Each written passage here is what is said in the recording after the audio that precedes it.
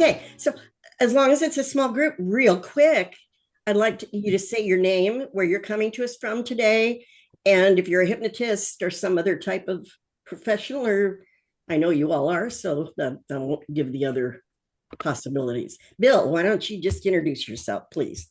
Okay, thank you, and I appreciate you doing this, and I'm so glad to be able to finally be able to join you guys.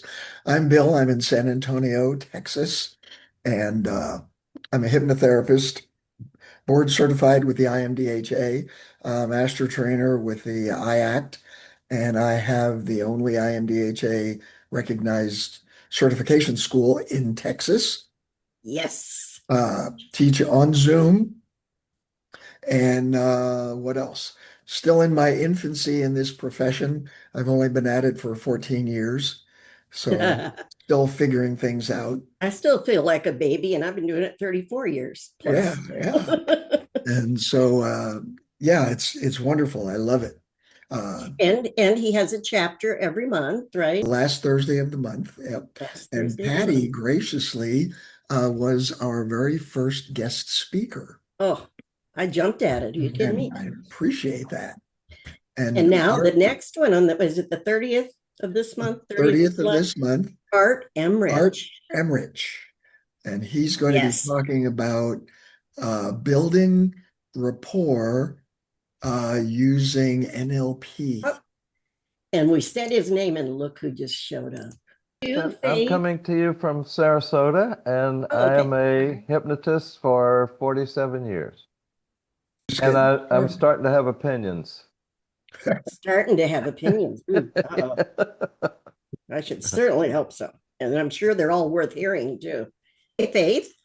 Hi, I'm Faith from West Palm Beach, and I'm a certified hypnotist. I'm a practice manager of a medical office. So I went through Patty's class, and so I work with some patients. The medical hypnotherapy training you did. Correct. Yeah. Yes. Right. Cindy, would you like to introduce yourself, please? Thank you very much. I feel honored to be with all of these people who have all of this experience. I'm brand new.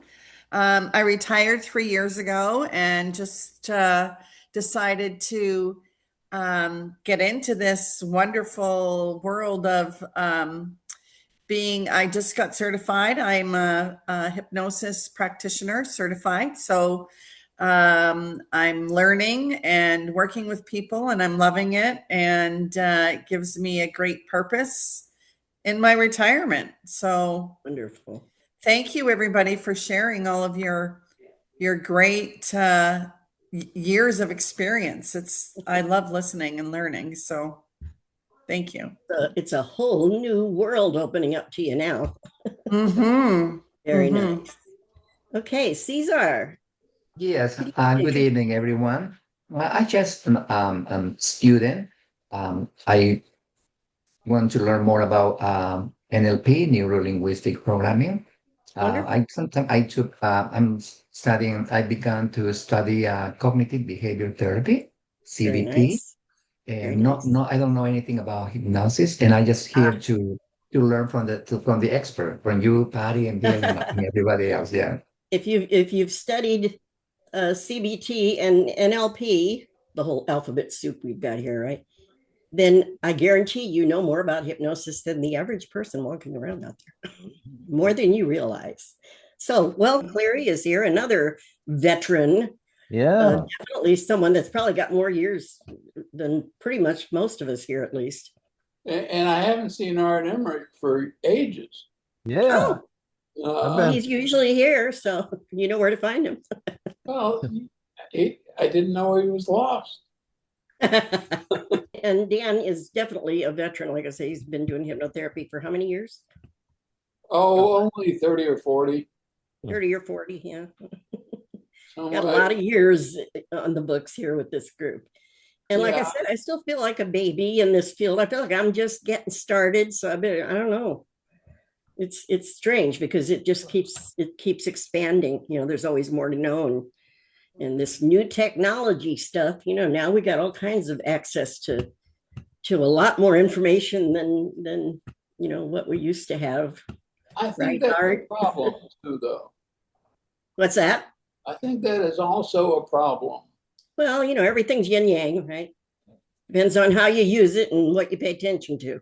I try to stay off anti-social media. I know that because most of it is stuff that just doesn't put me in a good headspace. And I realized most of it, I really don't need to waste my life thinking about that stuff. So I try to spend my time with people that are positive, and there's enough drama in the world. And as hypnotherapists, I know that we're not all been doing this a long time or anything, and yet everyone here is interested. Yeah, Dan, I'm sorry, did I cut you off? Did you have something? Well, no, you didn't cut me off. You said, that we haven't all been doing this, blah, blah, blah. And the thing that I've discovered after these many years is that we've been doing this since we learned language. Of course. We have been asking for or telling people our stories or asking for their stories as a matter of interest rather than necessarily influence. Although the influence was there too, even as children, we would smile and do the right thing to get our piece of cake. Right. And we had anchoring, we had pacing and leading, we had state shifting. I mean, all the things. When people start learning hypnosis at whatever stage of life people do it, many times they go, "Oh, that's like what I do here, or what I did in this other profession, or something else," because it is normal human. To me, hypnosis is the study of human behavior. Hypnosis and NLP together have come up with some really cool ways to change those behaviors, those thought patterns, on purpose if you're not happy with them, if you want something different to be happening. So, as long as they can figure out nice, wonderful, powerful ways to do that, I'm all for learning more of those techniques. So, this is a big topic for such a short amount of time. And I want to make sure you all get something valuable for being here. I like to give some additional handouts that you can email me at uphypnosis@yahoo.com. And I always have extra handouts. And the first thing I wanted to ask y'all, is, anxiety is a word that we hear a lot more today than we did most of the years that I've been on this earth, up until maybe 10, 15, 20 years ago. We didn't hear the word anxiety that often, other than I did make a note about one of my, a silly movie that I always think of when I talk about anxiety that most of you are probably too young to remember, but it was a Mel Brooks movie. High Anxiety. High Anxiety. You look like you wouldn't remember that. Yeah. And I still hear him singing that stupid song in my head. And the name of the song was High Anxiety. It was a very bizarre rendition by someone who's not really a singer, but boy, he was different. So Mel Brooks knew something about anxiety. I'm sure we all do. And yet anxiety is a clinical term. So since I teach medical hypnotherapy, that is my specialty. I do a little bit of everything, obviously, for the last 34 years. And then I used it for myself for more than 20 years before that, and still use it for myself. And yet, the question I wanted to ask you all, and, no matter whether you do this for a living or whether you're just learning it or curious or whatever, or if you're watching this later, is ask yourself, what is the difference between stress and anxiety? And anybody wants to offer me their insight into that, because they are two different words and they have a little different meaning. Anybody? And I do like this to be interactive, so please. I have a question. Yes, sir. Stress and anxiety. Is stress what you're actually dealing with, and anxiety is the future pacing? Anxiety is the future pacing. That's interesting. I'm not sure I understand 100% what you mean by that. Can you expand? Well, anxiety is about what's coming up. It's not about what's happening. It's thinking about what if, something that you would rather not deal with. Yeah. So stress is the unknown. The anxiety is all about the unknown. So how is stress different from that? Well, stress is what you're going through in the moment. It's what you're doing. That's actually a very good way of saying it. Yeah, Art. Lifting a load of laundry is stressful, Stressful, yeah. but And when people say, yeah, yeah. thinking about having to do the laundry is anxiety. When I have clients and I ask them, I have a stress evaluation just to kind of get an idea of what's going on in their life a little bit before they start talking to me. And I get every once in a while somebody says, I don't have any stress. And I always kind of chuckle and say, that's interesting. Then you should be flying off the planet because gravity is stress, right? So, we all have some stress. It just may be not affecting our lives in any way that's bothersome or that's a problem. Art, you had something you were going to throw in. It was beginning to sound like stress is something that we feel, and anxiety is something that we think. Interesting. And if we get into, I'm sure we could have discussions just about that question for well over the hour that we have here. And yet the clinically or according to the DSM diagnostic codes and medical literature and all that, stress generally is something we know as hypnotherapists when I teach hypnosis and certify people. And Cindy, you're newly certified, so that we talk about the three things that anyone who goes through hypnosis training, basic hypnosis training, when you're finished, there are three things that you should feel competent to do, whether you choose to do them or not. That is stress, smoking, and weight, right? Those are kind of the three, the bread and butter, as we say, of hypnotists. And in my opinion, early on, when I first started learning hypnosis, I decided that every single thing that I work with a client with involves stress, because just to have someone come in and ask for help for anything is stressful. And as far as getting it in the realm of what we're talking about for this class, for this webinar, is that stress would be a day-to-day stress, feeling short-term situational stress, you might call it situational stress. And if dealt with in healthy ways, it just remains that, and it's over and you move on. When they start talking about anxiety, most of the medical journals and the different research that I've done, there's usually 3 or 4 stages to anxiety, which is a medical term. It is a disorder. So on commercials, on TV shows in the last 20 years, for sure, more and more people use the word anxiety when they really mean stress. It's just become a buzzword, for an all-inclusive buzzword for any time somebody feels stressed out. They use the word anxiety, not realizing it's a medical condition. It's a disorder, if you want to get official about it. So the word anxiety, it's like people who are sad because, they just lost their house or something, and they're sad for, a while, or something smaller even. And then 10 years later, they're still sad. Then it's gone into the clinical term of depression. Same way with being stressed, as long as it's processed in a healthy way in a reasonable amount of time, will not turn into true, what clinicians would call anxiety. And that's kind of the differentiating thing. So you can think of it like that. And like I said, a lot of people can agree or disagree or have different variables of all of these things. And yet, when it comes to working as a hypnotherapist with a client, if they truly have anxiety, I need to get a referral. And in most places in the world, you would want to be working, as an adjunct therapy with the doctor's referral. And if it's simple stress because they lost their job, last week and they're stressed out, then you have to use your best judgment, of course. I would generally think, if you weren't stressed before that, you were perfectly fine. I would not consider that to be true clinical anxiety.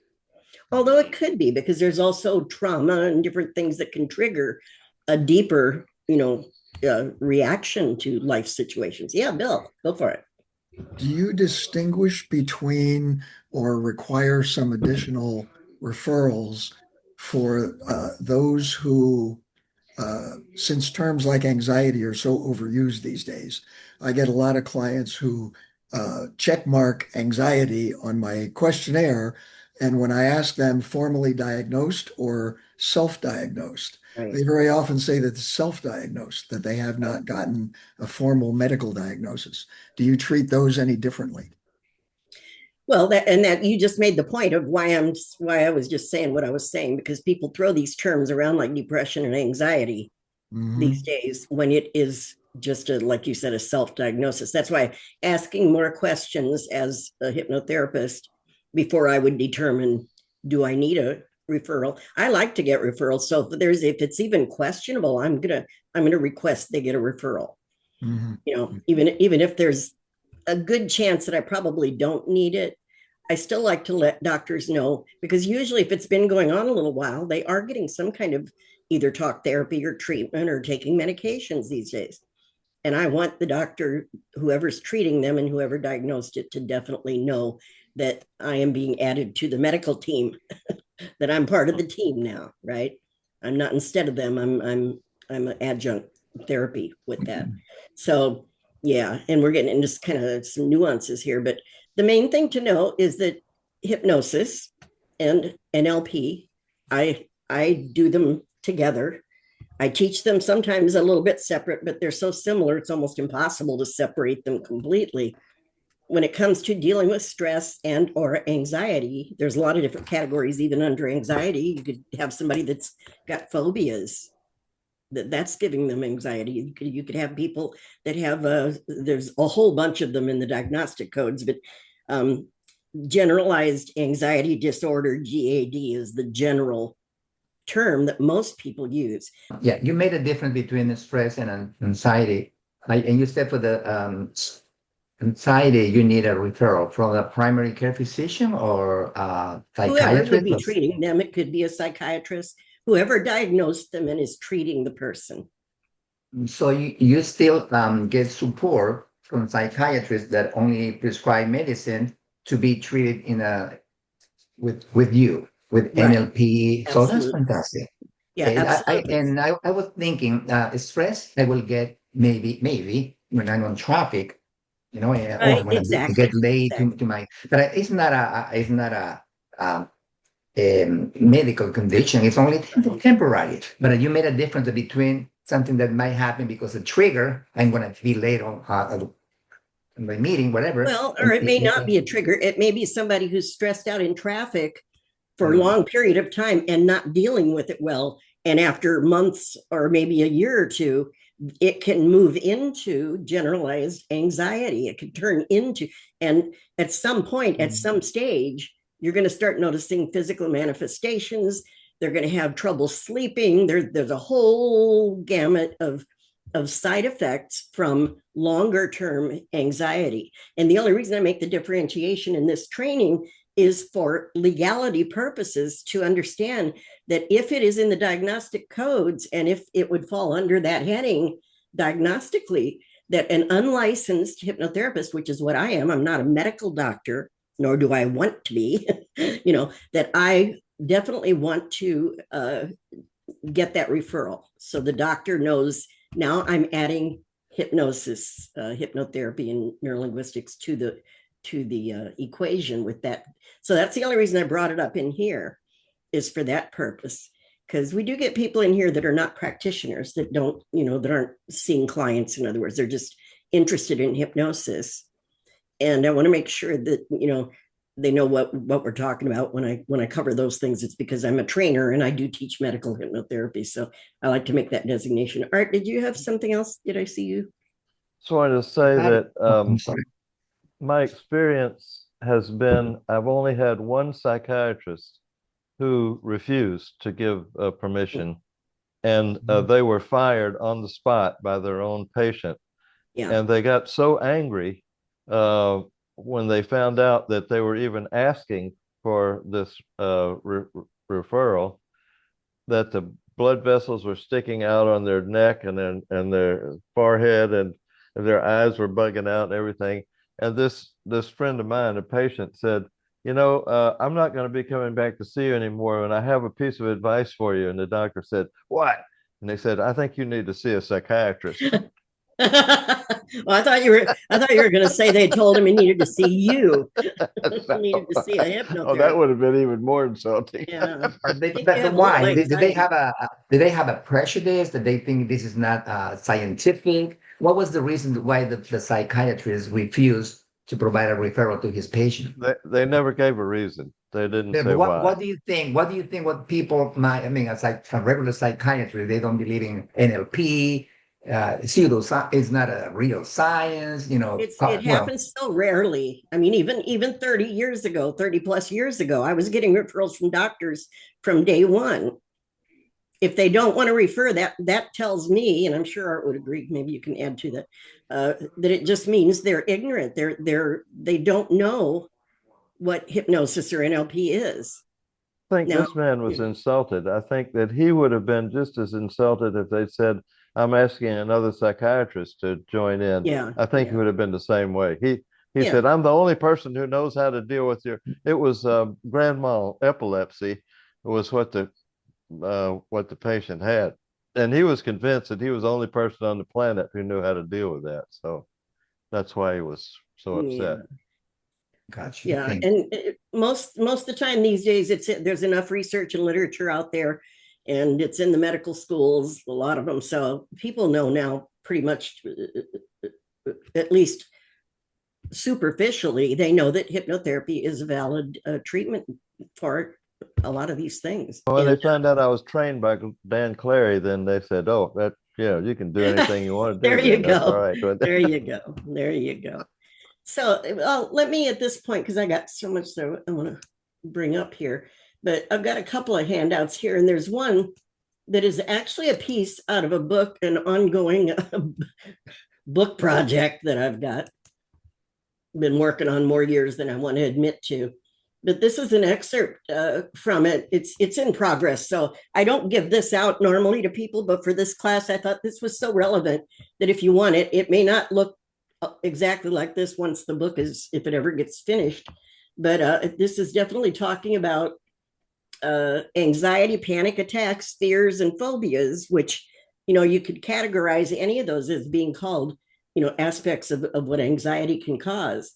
And I'm not going to read all this to you, but I'm going to just send this to you if you want it, if you email me. But it talks about generally stress having 3 stages. Some of the literature in mental health literature will say 4 stages, and it depends on where you read it.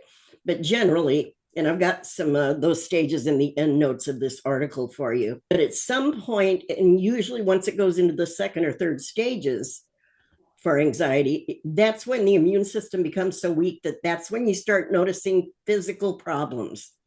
And it says they're almost inevitable. I would actually say long-term anxiety, it's absolutely inevitable. You're going to have physical manifestations because it is very stressful on the organism. And then I talk about, some of the things I do with people who are having a lot of stress and anxiety.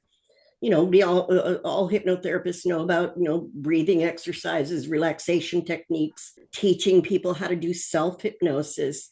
And, we use visualization, imagery. I talk about neurolinguistic programming using anchors and triggers. And I've got an extension of that I created through the years called pivotal response conditioning that I teach my clients and my students. That it took the anchor trigger idea from NLP and hypnosis, and I turned it into a more extended process that can then be used by the client after practicing it for a little while. They can start to use it as an instant state shifter and start interrupting those patterns instantly, because that's what happens. Stress only ends up turning into anxiety, if you will, if it's allowed to fester, if it's allowed to continue to create mantras in the person's head, all those what ifs. Like Dan Clary said, you're thinking, what if this happens? What if that happens? And it can be something about your health. It can be something social anxiety. And like I said, there's so many forms of it. But anything that then they start feeding it with their inner dialogue, and it starts to manifest. It starts to manifest deeper and deeper. And then at some point you do start to see a lot of side effects from it and all of that. One of the first things, by the way, is going to be with almost anything, but definitely with anxiety or even a lot of stress over a short period of time, is going to be sleep patterns are going to be interrupted. And anytime somebody isn't getting their proper rest, then the body's going to start having some problems, right? So it all goes together. And I have a thing I started saying in classes years ago: everything affects everything. Eventually, if one thing gets out of balance, it's going to, at some point, maybe sooner, maybe later, it's going to filter out and start to affect your emotions, your physical body, your energy levels. Everything will get affected by it. So catching these things quickly and at the early stages, obviously, is ideal, because then we can start to redirect that stress response to a relaxation response and start training into the mind and the body the ability to shift into that more relaxation response quicker and easier and faster. And like anything else with practice, it starts to become the new norm, because stress takes, anxiety, if it's developed from stresses, takes practice. It takes a certain strategies of how to think and how to think repetitively a certain way and how to amplify on the emotional impact of the stress. It doesn't just happen on its own. Now, if it's a traumatic stress incident, and I have another handout from another training I did one time I thought was relevant for that, then there's a lot of similarities, and yet there's some of the same things you can do. It's a little bit of a different approach, but the idea is that you have to start interrupting the patterns and rerouting the neural pathways so that you can start to train in a new response that puts you more in control, that clears the mind. Anyway, so I talk about mindfulness. A lot of people are studying this supposedly new thing called mindfulness, and it's wonderful. It's a wonderful state and thing for people to practice. And to me, the hypnosis and neurolinguistics and this pivotal response that I created takes mindfulness and takes it to the next thing. Now what? Now that I'm mindful of what I'm experiencing, now what? Because if your mind doesn't have somewhere to go that you can train in that's healthier, it's going to keep kind of habitually going back to whatever it was thinking before. So I've got some things in here. I've got a case study here of a lady that I helped with stage fright that was debilitating almost to her. And there's a whole story there. I'll let you read that later if you feel like it. Anxiety and panic attacks, we talk about. Panic attacks, again, thinking about almost like an alternate reality. And panic attack falls under, or panic disorder falls under the same category in mental health literature as anxiety. It's one of the things you can talk. But when I get somebody that can have panic attacks, like full-blown serious panic attacks, I actually know they're going to be great hypnotic clients, because they already have an extremely developed imagination. Mm-hmm. Panic attacks are created by the imagination, because they have a panic attack when everything is just fine. Now, not all, there might be some exceptions to that, but generally, if they're coming to me with that problem, I know they have a really well-developed imagination, and that's really helpful for doing hypnosis, isn't it? So it's a matter of sending that imagination in a healthy direction instead of in the place that causes their body to start to rebel and want to do fight or flight or freeze or whatever the options are, and cause problems within the physical body as well. So, and again, I even have it in here. I always recommend having them see a physician first, especially if they have something that sounds like it is longer term anxiety or extreme anxiety or panic attacks. If they describe that to me, I'm going to ask them, first of all, are they seeing someone? If they're not, I would recommend that they first, if they don't have someone they're seeing for it, to recommend they first see their primary care physician to get an evaluation.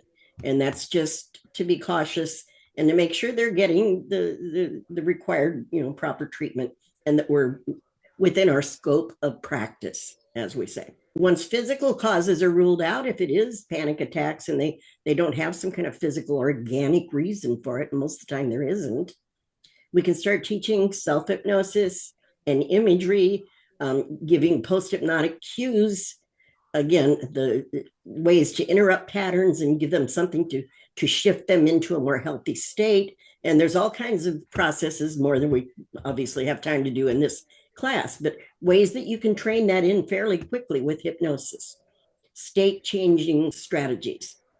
And for longer term generalized anxiety, more concentration on relaxation and breathing sometimes is helpful. We can help someone if it is something that was caused by an event or by an experience they had, or maybe a phase of life that they were traumatized by, then we can help that person in that safe environment that we create to explore from a dissociated place so they don't have to get re-traumatized what the cause. We can discover sometimes what was the original cause, we call it the root cause, or the initial sensitizing event that began this experience of having this extreme reaction.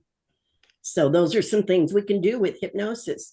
With hypnoanalysis, we can get into some of the deeper underpinnings of what has led up to them having this problem in front of us today, and getting clues from the initial interview. We can use regression timeline techniques to discover that root cause.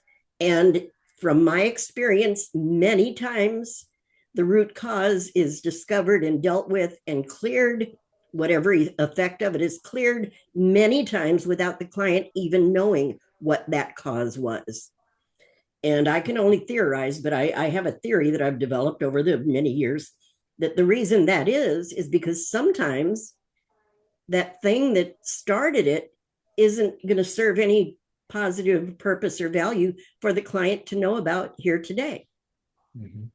So because when they do get it in hypnosis and they come out and say, oh, I just realized how this started, then there's some kind of a lesson that has been learned, and it helps them to move on. But most of the time, from my experience, they come out and they don't have a clue what it was or where they went or what the message was. And yet the change, the feeling is, I feel like something is gone, or I feel like something's been lifted off me. So the change can occur. I absolutely believe the change can occur without the client or myself necessarily knowing how it ever started. And guess what? The client doesn't care at that point, because they know when it's better. They know when they feel better. They know when they think about the stuff they used to think about, that it's not impacting them in the same way anymore. Right. I can think about that time when my house burned down now, and I'm not happy about it, obviously, but I'm not traumatized anymore. I don't have that impending doom feeling, or that feeling like things are never going to get better kind of thing. So they will know, so they don't really care. If they do know what caused it, that's interesting. But if they don't, they just know something has changed, and I'm able to have a better life and be able to breathe and move on from that. Ego strengthening, not my favorite word, thanks to Freud, but ego strengthening is what it's called in all the books. But building people's confidence, getting them to feel better about themselves is, I believe, always a big part of every session for someone who's having anxiety.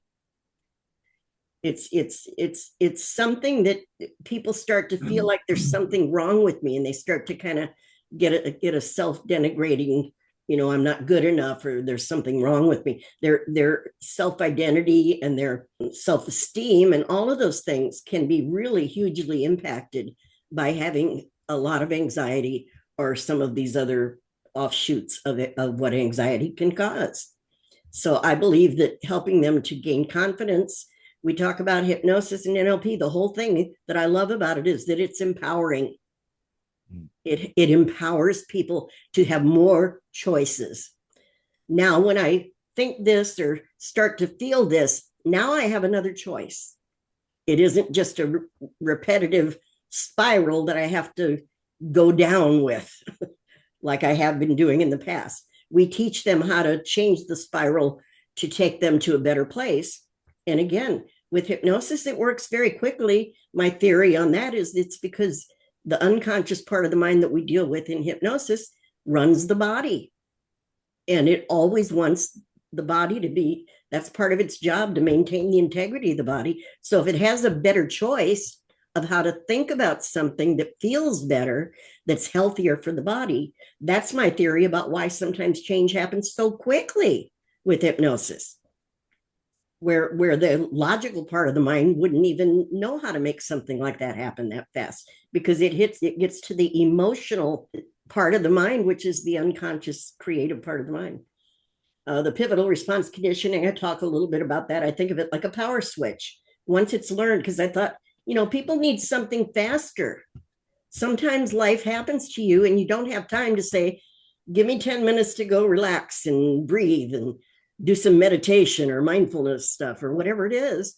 So once it's trained in, I realized that our mind and body can shift states instantly, dramatically, instantly.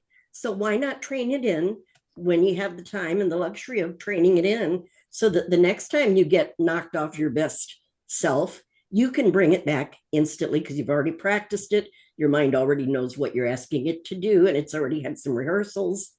And now you can shift your state instantly so you can really think more clearly and figure out what to do in these situations that used to cause the person to shut down and be, completely helpless and in anxiety mode and fight or flight. So it's pretty cool. Things that can be incorporated. I accessing power states, I call them resource states. That behind Bill, when you first came on, you were the first one on. First thing I saw was that rainbow behind you. My state shifted instantly. I was already in a good state because I love doing these webinars. But when I saw that rainbow, my whole demeanor shifted even more into this. I call them awe of nature moments. These are healthy, powerful states. And it doesn't have to have anything to do with the problem or the condition that the person came in with. These are power states that you can incorporate into a shift that empowers the person, that gives them strength, it puts them in a better place where their mind is clear, they're able to think more clearly and see more options and more possibilities. So resource states, we can do that in hypnosis. We can have the person practice it. Mental images, different things that we can get the client or ourselves, if we're doing this for ourselves, think about, how will life be when I don't have to be stuck in that anxiety state for whatever length of time? What are the benefits? Start thinking about it. How are the ways my life will be better? What will I be able to do, and all of that. In hypnosis, we can also, it's best if they have a personal reference for a state that's a power state. But if they don't, and they have someone they admire that has a little bit of that confidence or that ability to be relaxed in front of people or whatever it is, when you're performing or something. The one example I have up there is about a lady who, for performance anxiety. And if you have someone that, if the person has someone that they admire, we can do some of that, what's now called deep state identification, which to me is nothing more than relaxing and let your imagination imagine that you are literally embodying the traits and characteristics of that person that you admire, that has those abilities to be cool and calm in front of people, to be confident, whatever it is. And you can get it inside of your own self, what you imagine it is, because that's all it is anyways, imagining what it's like. And then you can anchor it in and have it available in those moments when you start to lose control. Talk about just a few of the general techniques that are always good for a lot of different things, and definitely for anxiety. Timeline techniques or regression, again, to start to review some of the things that might have been the causal factors. Parts therapy is, I think, great for everything. Circle of excellence, ego strengthening techniques. Some of you are familiar with some of these. Just ways to access power states, basically. a library technique, which is a technique by one of my first teachers, and self-hypnosis instruction. I would do that in every session. I feel like I'm always teaching the client how to do it for themselves because they're the one that's doing it anyway. You might as well show them how to do it without you. And here's a bunch of it. At the end of this, I have some things that I found. This is just a little overview of one of the approaches from the mental health community about the 3 stages of anxiety. Like I said, some of them say 4 stages, but this is just simple. Mild anxiety, situational, not usually interfering with daily functioning. I would put that in the category of stress. I don't think something like that would need a medical referral. So it's kind of interesting they even put the word anxiety on that.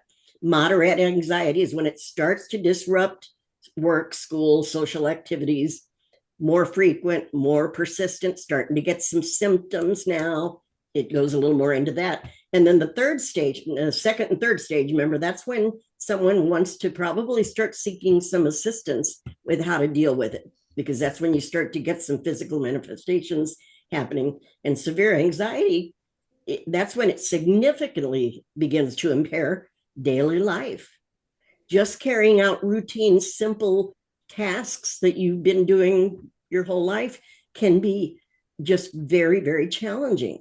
So this is when it's very serious. And sometimes people come to us for hypnotherapy when it's already at that 3rd stage, right? They may have already been seeing a psychiatrist for a few years. They may be taking medications for many years and all of that. So that's just a nice little overview of some things having to do with that. Caesar, you have your hand up. Yes, Patty. How may we help you? I took notes. I mean, all the techniques that you have, deep breathing, relaxation techniques, visualization, imagery, anchoring, mindfulness, and timeline therapy. What about drinking chamomile, having a lavender in your diffuser, music, walking in encounter with nature? And Yeah, praying. Do you also include it in your therapies with clients? Well, music and things like that you can ask clients about, but if you start talking about aromatherapy and some of these other things is not part of what generally isn't part of what hypnotherapists, that's not their specialty. If someone has that as a subspecialty, if they're trained in aromatherapy, let's say, then of course they could have that discussion with the person. You can still ask them if they use anything, if they ever found that other things help them, sure. But our job is when we're seeing somebody, they're coming to us for something, more specific to what we do in hypnosis. And we want to stay within the scope of practice. There are a lot of different techniques and processes that can fall under that category. And it's perfectly fine to ask them what else do they do to relax? Of course. Yeah, we can always ask people that. And if they say, yeah, there was a time a few years ago when I used to listen to music every Saturday night for a couple of hours instead of watching TV before I go to bed. And I remember I was a little less stressed back then. Sure, you can say, well, you might want to consider, since that worked for you back then, you might want to consider that as another strategy you can add to what we're doing. Just got to be careful not to be giving advice about things that we are not officially, like I know some hypnotists will start talking about what they should start leaving out of their diet or adding to their diet, or maybe something to have before they go to sleep or stuff. Officially, legally, unless you're a licensed dietitian or a nutritionist, we should not be doing that. Now, if the client's already doing it and it's helping them, we can say, oh, yeah, well, if that's helping you, and you know what you're doing, go for it, But I think we have to be very careful not to step outside. Dan's laughing at me again. Not to step outside of our scope of practice. Well, what we deal with is what's inside of their mind. See, we're dealing with their thought processes. And the behaviors and the stress and the anxiety all starts with a thought. Exactly. And then it becomes a repetitive thought sometimes that becomes a habitual thought, and then it becomes an unconscious reaction sometimes. You know, by the time they would come to us, they're coming to us because they've tried everything reasonable and logical, and it isn't working. Right. So we know we can get to the part of the mind that understands what's really happening and the history of it. And we can trust that their unconscious mind is going to discover for this particular individual what's going to help them to resolve any maybe issues that hadn't been resolved, to eliminate some of the fears and those kind of things. Yeah, Art. This is an area to me where it's also a real good idea to check on secondary gain. Secondary gain is where somebody engages in a behavior that appears to be disruptive and causing trouble in their life. And then you find out later that the reason that they're doing it is because it's got some payoffs. Sure. The classic one is the agoraphobic woman that had the hypnotist come over and work for months. And finally he said, you know, I don't think you want to be over this agoraphobia. And she said, oh, I don't. Because if I do, I'll lose my government check. You know, you'd think that would come up kind of early in the. Yeah, you say I'm committed to get treatment, and if as long as I'm getting treatment, I'll get my check. But if I ever quit the treatment, it's all over. So sometimes with stress and anxiety and things, it's producing a payoff that there's something that they don't want to do, and this is gives them a perfect excuse not to have to do that. And generally, those are things we can explore that the person may not even realize. I mean, in that case, they did, but sometimes they don't realize that they're actually getting a benefit from whatever the problem is, you know, and those are the kind of things we can kind of uncover in hypnosis. But there's a lot of ins and outs and stuff that we could get into. I was going to real quickly, because we're actually almost out of time already. Just real quickly, this is another piece. This is about trauma, but there were so many things in this handout from a thing I did 2-3 years ago that I thought it would be helpful for you to have a copy of this if you would like it, because trauma creates instant hypnosis, by the way. You know, that's why people, it just does. People go instantly into hypnosis through trauma. So this is a thing, typical elements of trauma. A lot of these you can just transpose this right over to, you can change the word anxiety there. A lot of these things will be part of someone that has anxiety, frustration, definitely, sadness, guilt, regret. There's a lot of those things that can be part of it. Emotional responses, there can be sleep, we talked about, nightmares, phobias, social anxiety, skin outbreaks, digestive problems. All of these things might be associated with someone that's claiming they have anxiety or that's suffering from some kind of an anxiety disorder. And some of the diagnosis you might get if you're a hypnotist seeing people with these things: PTSD, depression, anxiety, panic attacks, dissociative disorders, substance abuse, addiction can fall into that. And then I go into Ericksonian conversational hypnosis combined with NLP, talking about rapport and all these things. I'm not going to read this to you, but here's some techniques, general techniques for trauma. Again, a lot of the same things that were in the other hand. But I talk about the pre-talk is key. The pre-talk is key. And I don't have time to go through this, but reframing. All of us in hypnosis know reframing is a big part of what we do. And it makes sense, because if the client keeps thinking about their problem and their self with the problem in the same exact way, they're going to keep having the same exact result. So we help them to think about the problem differently and to think about themselves that has been having that problem, that perceived thing, however they've been thinking about.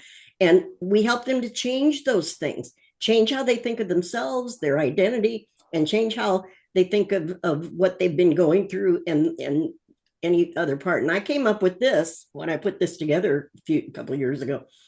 PTSD is called post-traumatic stress disorder. And I talked earlier up here, I'm talking about, it's not really a disorder. It came to me one day, I said, post-traumatic stress disorder, it's normal to be stressed after a trauma. Does that make sense? It's normal. That's not a disorder to have extreme stress when you're living through or just had a traumatic experience. It's a protection response, it came to me. It's perceived danger, and our mind, our body combine to create something that is designed really to protect us. Once the danger is past, the mind and body can I put recognize, play on words, can't help it, situations that happened, in hindsight, in other words, and determine if they're safe, and if so, produce a healthy response. And some people do this instantly and just automatically, naturally. Others, we can help them do it intentionally through these techniques, so we can teach them. And then I came up with, instead of post-traumatic stress disorder, which I think is a misnomer. I don't think that's a good description. I came up with healthy response to past trauma. That's what we help clients to get, because the trauma you can't change once it's happened. And if it's an ongoing stressor that is causing anxiety, whatever it may be, maybe it's a toxic work environment that the person has made the decision, I have to stay till the end of the year to get my full pension or something. They've decided they have to deal with it for a certain length of time. Intellectually, they've made this decision, but let's say it's been toxic, and they'll be lucky if they even live till the end of the year, the way the anxiety is building up for them. So what we can do with them is take, in that case, it would be current anxiety, you might change it, but a healthy response to past trauma, which can now create a new response to now moving forward to any now or future traumas. That here's how I respond. This part of it I can't change, and I don't choose to change, maybe for a space of time in the example I gave. So now I know I have a strategy that here's when it gets triggered. Here's how my mind has been processing the information. And now here's how I'm going to, from this point forward, process this information so that I can live beyond my retirement, right? And then I've got some research down here about hypnosis and trauma that I found, National Institute of Clinical Application of Behavioral Medicine. They talk about traditional talk therapy can sometimes actually re-traumatize the patient. One option they talk about on that website, one option for the treatment of trauma is hypnosis. Now, this is not a hypnosis website. I like to grab stuff from mental health and traditional medicine type websites. Now, I think hypnosis these days is traditional, and it is mainstream, but a lot of people don't think of it that way. So, but this is something that I think is interesting that is not even associated with hypnosis. So, patients treated with a blend of Ericksonian hypnosis and EMDR. If you're not familiar with that, it's called eye movement desensitization and what's that last word? It's not reprogramming, reassessing, I don't know. Eye movement, it's a thing. Reintegration, thank you.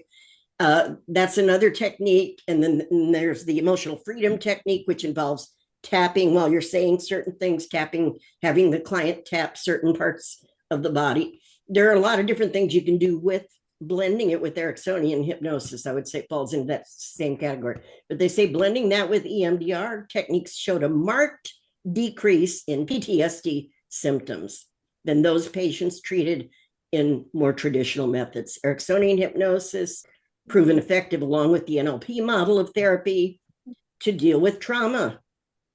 And it lets you, and they're talking about timeline therapy, Ted James timeline therapy. All of these things talk about it's a bad trance that they're in. Remember, trauma creates instant hypnosis, and they keep recreating, they keep going back into that negative, debilitating trance. They're already in hypnosis. It's not hard to put somebody into hypnosis. They're usually already there. We're going to help, like Erickson used to say, we're going to give them a better trance. Now, when you're reminded of that, or when you sense that starting to come into your mind, your body, now you have a switch that you can flip and turn it into a healthy response, putting things in the right perspective, being able to cognitively make it through those situations. Because people get stressed most of the time because they're trying to do something about something they have no control over. And it's very, very frustrating and can lead to a lot of anxiety if you keep trying to do something about something that you have zero control over. We always have control over how we choose to think about things. So in the therapeutic hypnotherapy process with us, with the hypnotherapist, we can come up with an acceptable for the client, an acceptable state to be in while they're dealing with that toxic work environment for the next few months, in the case of that. And we can find out what state would you like to be able to be in for the rest of this year while you're, finishing out your time that you decided to stay in that environment. How would you like to be? Well, I'd like to be just, whatever they say. We find examples in their life where they have that trait. We can hook into it in hypnosis. We can get them to go into that emotional state and hook it, anchor it, we call it. And then we can teach them how to re-trigger that state when those types of situations show up. And as they practice it, like I said, the body wants to feel good. The mind wants the body to be healthy. So it can pick it up as fast as their conscious logical mind will let them, because it's that logical mind sometimes that goes, well, it can't be that easy, or it'll start coming up with all kinds of reasons why they can't believe it can actually work. But we do it all the time. We shift our state instantly all the time. And that's when it occurred to me, why should we have to have a long drawn out way of getting out of a bad place? We can nip it in the bud and learn how to shift it instantly. And that's what I think we can do for ourselves and for our clients. Any questions? We're pretty much done. I didn't do the chapter meeting, so I'll do that real fast in a second here. Patty, can you clarify for me, what is the difference between visualization and imagery? You did mention those two techniques. Well, relaxation is something physical that the body experiences. No, visualization and imagery. You mentioned those two. Visualize something and then visualization or imagery. Visualization. It's the same. Yeah. The same imagery, thing? Visualization, guided imagery, there's a lot of words for that. Using their imagination, because not everybody sees images. They might just get feelings more or something. But everybody has images. They just don't realize they do sometimes. And the last question, are you going to be able to share that beautiful report? I'll send you both of those handouts if you email me at uphypnosis@yahoo.com. And Faith had a question. Yeah, so I saw in both of the papers, what is Circle of Excellence? Circle of Excellence is a beautiful little process that usually I do it in the regular hypnosis training, not every time, because it's always different. It's actually an NLP process, but we teach it in hypnosis. And it's a way of getting the person to access a resourceful state like confidence or patience, some state emotional state that would be helpful for whatever their outcome they're looking for.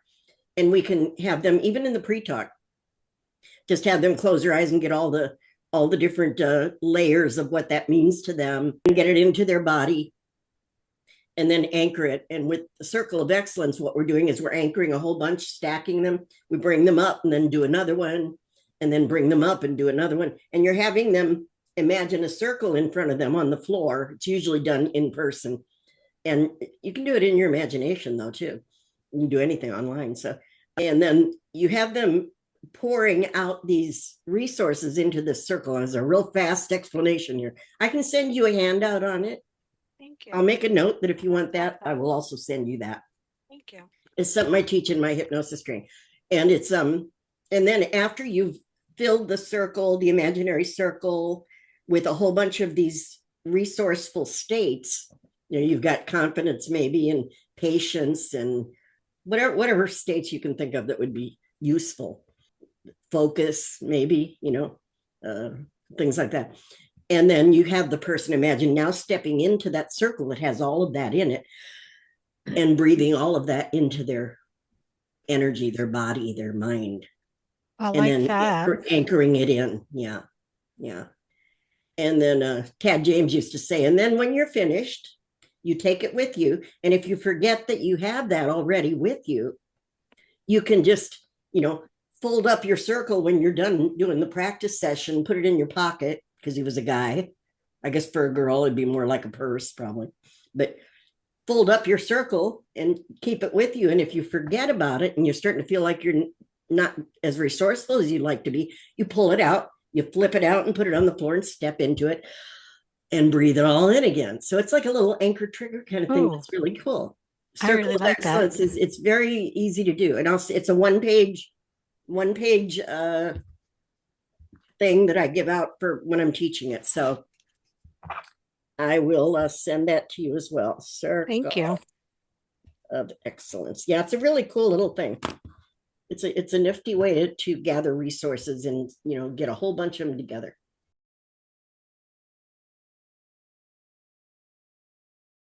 We're over time, so I apologize. Third Wednesday every month, same time, different topics. Sometimes I have presenters. Usually I just go over something that's whatever the topic. I have medical hypnotherapy certification training, 4 weekends, not consecutive, starting October 24th.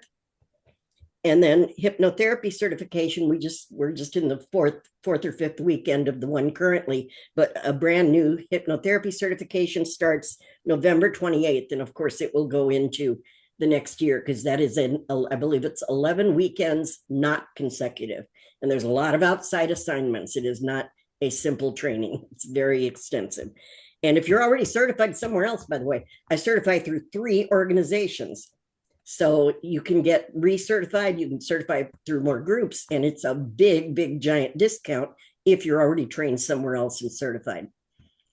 I hope you all got something of value from this. Again, very fast for such a heavy topic, but hopefully the handouts will give you some more things that you can look further into. And like I said, there's some research that you might want to just go on some of the websites and do some more studying there. And it goes on and on. So thank you all for coming. I really appreciate it. Thank you so much. Thank you, Patty. I appreciate you all. Excellent.